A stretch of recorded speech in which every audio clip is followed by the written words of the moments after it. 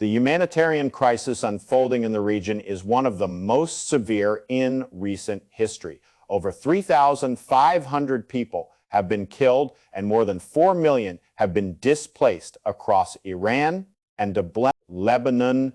A ballistic missile strike recently hit a residential building in Haifa, leaving several people trapped under the rubble. The Israeli military is investigating why its air defense systems failed to intercept the projectile, highlighting the persistent threat. In Lebanon, the situation is equally dire as the Israeli military conducts ground operations and massive airstrikes against Hezbollah. Residential areas in Beirut have been hit, resulting in numerous civilian casualties and widespread destruction. The conflict has also spilled over into Iraq, where Iran-linked militias have targeted U.S. diplomatic facilities and personnel. The U.S. State Department has offered rewards of up to $3 million for information on these attacks. Amidst the naval blockade, a few vessels have managed to navigate the Strait of Hormuz. An Iraqi crude oil tanker, the Ocean Thunder, recently passed through the waterway after Iran announced that Iraq would be exempt from transit restrictions. The vessel, carrying 1 million barrels of oil, is expected to reach Malaysia by mid-April. This exemption follows discussions between the Malaysian Prime Minister and Iranian officials, granting 7 Malaysian-linked ships permission to pass without fees. Other non-U.S. and non-Israeli vessels, including a French container ship and a Japanese gas carrier, have also been allowed to transit the strait. However, the overall flow of energy remains severely restricted, prompting Indonesia to call for an urgent investigation. 3 Indonesian soldiers were injured in an explosion, leading to demands for a transparent inquiry and increased protection for UN personnel. The safety of peacekeepers is non-negotiable, and any harm to them is a violation of international law. The conflict is forcing European nations to rethink their own defense strategies. France is planning to transition to a conflict economy, significantly increasing its defense spending. A 64-page military draft highlights the need to expand weapon stockpiles. Paris aims to increase its defense budget to over 76 billion euros by 2030, with a massive focus on kamikaze drones and guided bombs. President Emmanuel Macron has called for the international community to reduce dependence. He identified countries like South Korea, Japan, Brazil, and India as potential partners in a new global security architecture.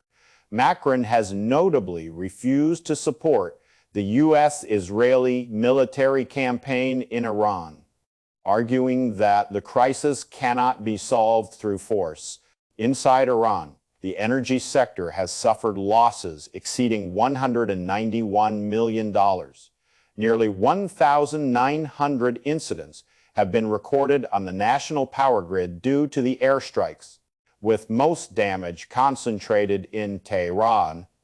Despite the scale of the destruction, Iranian energy officials have managed to prevent prolonged blackouts, limiting disruptions to less than 1 hour.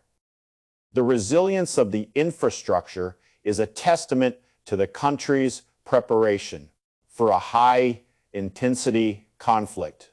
The pressure on Washington to involve its European allies in the war is meeting significant resistance.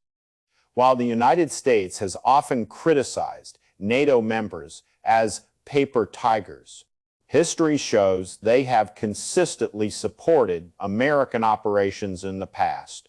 However, the current consensus in Europe favors diplomatic channels over a surprise military offensive. European defense officials have expressed a willingness to participate in maritime security missions but remain wary of being dragged into a direct war. Analysts suggest that instead of forcing allies into a kinetic role, the White House should ask for help in controlling the Persian Gulf. A maritime coalition, combined with naval special forces, could be the most effective way to counter mines. Domestically, the Trump administration is fighting a legal battle over a $400 million project at the White House. The project, which includes a ballroom and a bomb shelter, was halted by a federal judge who questioned the president's authority. Government lawyers have appealed the decision, claiming that the suspension creates a dangerous security gap. They claim that the White House is currently a vulnerable construction site exposed to threats from missiles and drones. The judge has maintained that the suspension does not harm national security, as essential security upgrades are still allowed to proceed. Meanwhile, Planet Labs has stopped releasing images of Iran and the Middle East at the request of the U.S. government. The humanitarian impact on the maritime industry is profound, with nearly 20,000 sailors trapped in the Persian Gulf. Many of these individuals, including over 7,000 Filipinos, have been stranded for over a month. As the blockade persists, they have witnessed missile strikes firsthand and live in constant fear for their lives. 10 sailors have already been killed and several more remain missing. These workers are the backbone of the global economy, yet they find themselves pawns in the shadows of the Middle Eastern conflict. The war in Ukraine continues to grind on with brutal efficiency. A strike on a coal mine in the Lugansk region left 41 miners trapped underground after a power station was destroyed. Ukraine has intensified its attacks on Russian energy hubs, aiming to cripple the economic lifeblood of the Moscow regime. The city of Novorossiysk on the Black Sea was recently targeted by a massive wave of 148 Ukrainian drones. While Russian air defenses claim to have intercepted the majority, the scale of the attack demonstrates Ukraine's growing capability. In the Donetsk region, nearly 500,000 households were left without power following Ukrainian strikes on the Bulk energy grid. The story of Alexei Konov, a Russian Marine who died in a desperate supply mission, illustrates the grim reality of the front line. Konov was tasked with carrying ammunition across an open field under heavy mortar fire and drone attacks. He managed to shoot down over a dozen FPV drones and evade multiple strikes before reaching his comrades. Though he completed his mission and ensured the survival of his unit, he was eventually killed in the continuing bombardment. In Serbia, authorities discovered explosives near the Balkan Stream pipeline, a critical piece of energy infrastructure that carries Russian gas to Europe. President Aleksandar Vučić warned that a successful attack could have had catastrophic consequences for the region. The incident has raised suspicions of sabotage, with some suggesting it was a staged event to influence upcoming elections. The vulnerability of European energy conduits remains a major strategic concern as the continent drifts toward a war footing. Finally, a rare diplomatic apology emerged from the Korean Peninsula. South Korean President Yoon Suk-yeol expressed regret over a private drone incursion into North Korean airspace. An investigation revealed that a member of the National Intelligence Service may have been involved. This gesture of regret is an attempt to de-escalate tensions and prevent a secondary conflict from erupting. It is a reminder that in a world of hair-trigger alerts, a single irresponsible act can ignite a conflagration. Stay sharp. Tonight, history did not merely turn a page. It was incinerated by the friction of two civilizations colliding in the dark. The geopolitical architecture of the Middle East is undergoing a violent restructuring, leaving mainstream narratives gasping. We are witnessing an existential reckoning where the old rules of engagement have been vaporized by the brutal reality of hard power. The operational window for a peaceful resolution is closing, and the world is staring into the abyss. On April 6, 2026, Tehran delivered a 10-point ceasefire proposal to the United States through Pakistani intermediaries. This document was not a white flag, but a strategic gambit designed to test the resolve of an active administration. The proposal demanded an end to all regional hostilities, the establishment of a safety mechanism for the Strait of Hormuz, and the immediate lifting of all sanctions. It also explicitly rejected any temporary cessation of fire. The response from the White House was unambiguous and delivered with the force of a tectonic shift. President Donald Trump, speaking during an event at the White House, characterized the 10 points as insufficient and fundamentally flawed. He issued a final ultimatum, setting a deadline of 20 hours Eastern Time on April 7th, which corresponds to 7 hours on April 8th in Hanoi. The message was clear. Iran must open the Strait of Hormuz. The president stated that the entire country could be obliterated in a single night, and that night could arrive as early as tomorrow. He expressed a calculated frustration with the Iranian leadership, warning they would pay a price. This rhetoric is not merely bluster. It is the verbalization of a military machine that has already been set in motion. The qualitative military edge that the United States once took for granted is being tested. Washington's primary objective remains the security of the Strait of Hormuz, a maritime jugular vein that carries 20% of the world's energy supply. Trump acknowledged that while the United States possesses overwhelming kinetic force, it faces unconventional threats.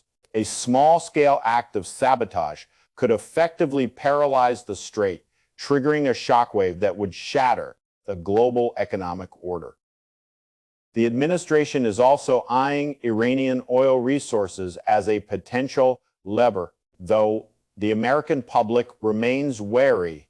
The military reality on the ground is shifting into a phase of deep strike saturation.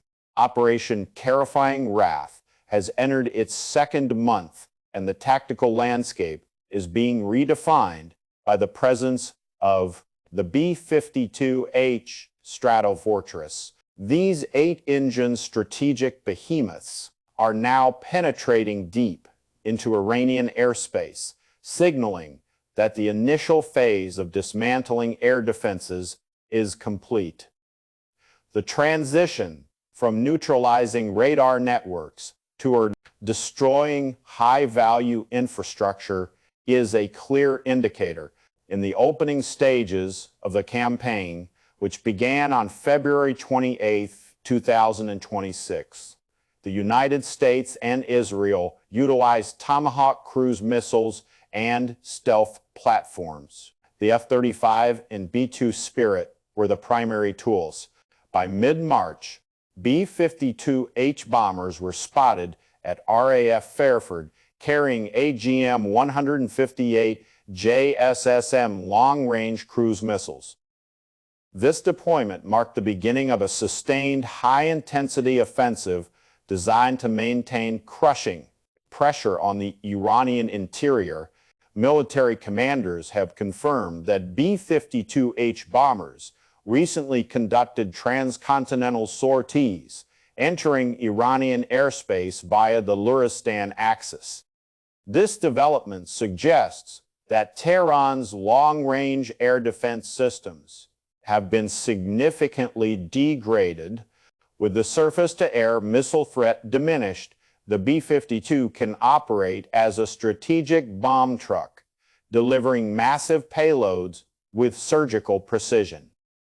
Each aircraft can carry up to 31.7 tons of ordnance, including the GBU-31J. The strategic implications of using a 70-year-old platform to loiter over enemy territory are profound.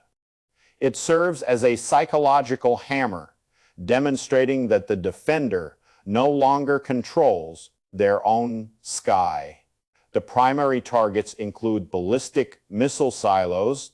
By utilizing these older platforms, the United States can maintain a high tempo of destruction at a lower operational cost than relying solely on stealth technology. This phase is about breaking the remaining counterstrike capability through sheer mass. The intelligence war is being fought with equal ferocity, resulting in the elimination of key Iranian figures. On April 6th, the IRGC confirmed the death of Majid Kademi, a high-ranking intelligence leader, in a joint U.S.-Israeli strike. While the exact location was not disclosed, several air raids were reported in residential areas surrounding Tehran on that morning.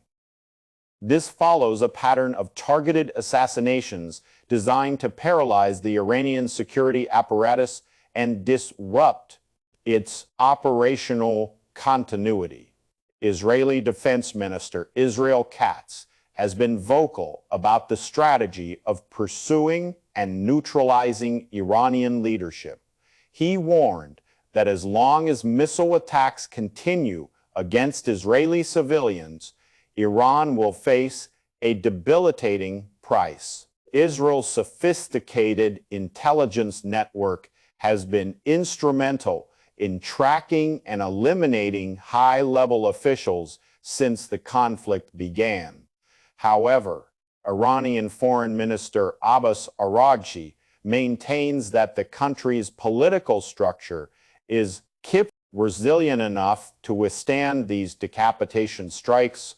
The economic receipts of this war are starting to accumulate, revealing a staggering cost for all parties involved. The Israeli economy is hemorrhaging at least $1.3 billion every week as the conflict escalates. Small businesses in Tel Aviv, such as the Pisfin flower shop owned by Yahal Ben Senan, are struggling to survive amidst the chaos. A cluster munitions strike recently shattered the storefront, destroying inventory and cutting off revenue. Passover, a time of celebration and remembrance for the Jewish people, has been overshadowed by the dark clouds of war. The festival saw families forced into bomb shelters as Iran launched its largest missile barrage of the conflict. The tourism industry has collapsed and public gatherings remain prohibited, creating a somber atmosphere across the nation. The psychological toll is immense, with many citizens feeling a sense of exhaustion as the prospect of a prolonged conflict looms. Avital Rosenberger, a senior official at the JDC Emergency Unit, noted that the true extent of the emotional and mental trauma will only be visible once the fighting stops. The financial burden is also mounting.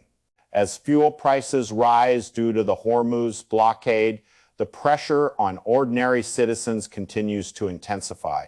Volunteers in northern settlements report that the spirit of the community is being tested by the relentless uncertainty of the war. In Iran, the digital landscape has been plunged into a state of total isolation.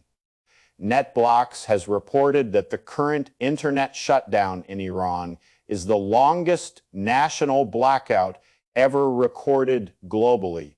The restriction was imposed on February 28th. As of April 5th, the disconnection has lasted 37 consecutive days, exceeding 864 hours of silence, while the government maintains a domestic intranet. Access to the global network is strictly monitored and suppressed. Citizens are forced to use virtual private networks to bypass blocks, but authorities have intensified their crackdown, threatening imprisonment. The lack of reliable information has created a sense of suffocation for the population. Comparing it to a lack of oxygen, the Financial Times has published a scathing analysis of the Trump administration's strategy, suggesting that the attempt to force a quick surrender has failed. The report argues that the Iranian state has shown unexpected resilience rather than capitulating. The Iranian leadership has rejected all ultimatums and refused to make significant concessions. The sudden shifts in American rhetoric have also destabilized global markets, causing energy prices to spike and undermining international confidence. The ambiguity of the American position regarding the Strait of Hormuz has drawn particular criticism. Washington initially pledged to ensure freedom of navigation but has since appeared to retreat from that responsibility, while simultaneously threatening to destroy infrastructure. This perceived inconsistency has weakened trust in the United States' ability to manage a major global conflict effectively. Washington now finds itself in a strategic corner, caught between further escalation, a total withdrawal, or a humiliating agreement. Analysts suggest that time may be on Iran's side as it leverages its control over vital energy routes to pressure the West. The longer the confrontation persists, the more Tehran can consolidate its negotiating position while the global economy bleeds. The strategy of maximum pressure appears to have reached a dead end, failing to achieve any of its stated objectives. Meanwhile, the human and financial costs continue to climb, with no clear exit strategy in sight for the coalition forces. On the diplomatic front, Pakistan continues to play a pivotal role as a bridge between the warring factions. A senior Iranian official confirmed that Tehran has received a new ceasefire proposal from Pakistan and is currently reviewing its contents. However, Iran remains adamant that it will not succumb to the deadlines imposed by the Trump administration. The reopening of the Strait of Hormuz will not be traded for a temporary truce, as Tehran demands a comprehensive settlement. The peace plan involves a two-step process: an immediate ceasefire followed by a final agreement to be concluded within 15 days. General Asim Munir of the Pakistan Army has been in constant communication with U.S. Vice President James David Vance. Simultaneously, the IRGC is preparing new operational conditions for the Strait of Hormuz, warning that the waterway will never return to its former status since February 28th. Iran has only allowed limited traffic, disrupting 20% of global oil. Iranian Foreign Minister Abbas Araghchi has also engaged in high-level discussions with his counterparts in Russia and India. These calls focused on the security and economic consequences of the U.S.-Israeli military operations, particularly the threats to civilian infrastructure. Araghchi emphasized that the Iranian people and armed forces are determined to defend their national interests and warned of regional instability. Russia has echoed these concerns, calling for an end to attacks on critical infrastructure, like the Bushehr nuclear plant. India's Foreign Minister Subramaniam Jaishankar has expressed support for international initiatives to restore stability and end the conflict. The diplomatic flurry extends to the United Arab Emirates, where President Mohammed bin Zayed Al Nahyan met with Italian Prime Minister Giorgia Meloni. Their discussions centered on maritime security and the impact of the war on global energy supplies. Both leaders expressed deep concern over attacks on infrastructure within the region, highlighting the precarious nature of the current situation. Japan is also preparing for direct dialogue with the Iranian leadership as tensions reach a boiling point. Prime Minister Sanae Takaichi stated that diplomatic efforts will be pursued at the appropriate time to prevent a total regional collapse. This comes as Trump continues to use social media to issue threats, warning that April 7th will be a day of reckoning for Iranian power plants and bridges. These statements have drawn sharp criticism from domestic political rivals. Democratic Representative Ro Khanna and Senator Tim Kaine have both called for an immediate ceasefire, describing the administration's rhetoric as immature and dangerous. Kaine argued that the president's words increase the risk to American forces stationed in the region. Minority Leader Chuck Schumer went further, comparing the president's language to that of a madman and stating that the country deserves a more civilized leadership. Even some former allies have criticized the war as an avoidable consequence of American policy.